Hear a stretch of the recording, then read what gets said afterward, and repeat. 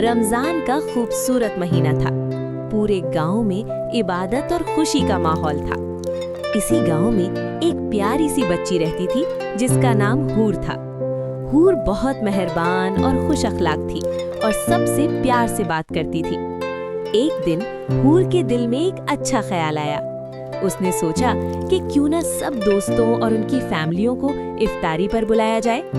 हूर फौरन अपनी मम्मा और पापा के पास गई और खुशी से बोली कि मम्मा पापा, क्या हम आज अपने दोस्तों को इफ्तारी पर बुला सकते हैं?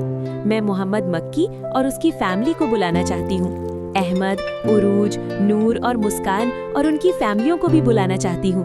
हूर के पापा मुस्कुरा दिए और बोले कि बेटा, ये तो बहुत अच्छी बात है। मेहमान नवाजी बहुत बड़ी नेकी होती है। हूर की मामा भी मुस्कुरा दी। वो बहुत अच्छा खाना बनाती थी। उन्होंने कहा कि ठीक है बेटा, हम सबको इफ्तारी पर दावत देते हैं। फिर घर में इफ्तारी की तैयारी शुरू हो गई। हूर अपनी मामा की मदद करने लगी। हूर की मामा ने दही भल्ले बनाए, गुड़ वाले चावल बनाए, फ्रूट्स काटे और खजूरें प्लेट में रखी।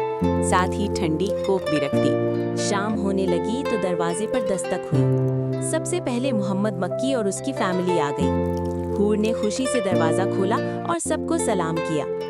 फिर अहमद और उसकी फैमिली भी आ गई। उसके बाद उरूज और उसकी फैमिली भी आ गई। कुछ देर बाद नूर और उसकी फैमिली भी आ गई।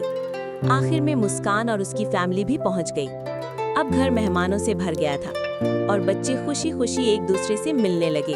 हूर की मामा ने दस्तरख्वान के पास आकर मोहब्बत से सब मेहमानों को खाना पेश किया। उन्होंने दही भल्ले, गुड़ वाले चावल और फ्रूट सबको दिए। फिर आजान की आवाज गूंजी। सबने खजूर खाकर रोजा खोला और मिलकर इफ्तारी की। मोहम्मद मक्की ने खुश होकर कहा कि हूर, आज की इफ्तारी बहुत मजे की है। अहमद ने भी कहा कि गुड़ वाले चावल बहुत मजेदार हैं। इफ्तारी के बाद सबने अल्लाह का शुक्र अदा किया और हूर की मामा का शुक्रिया अदा किया। ये एक खुशियों भरी शाम थी और सब लोग खुशी खुशी अपने घरों को वापस चले गए। Thank you so much for watching and subscribing.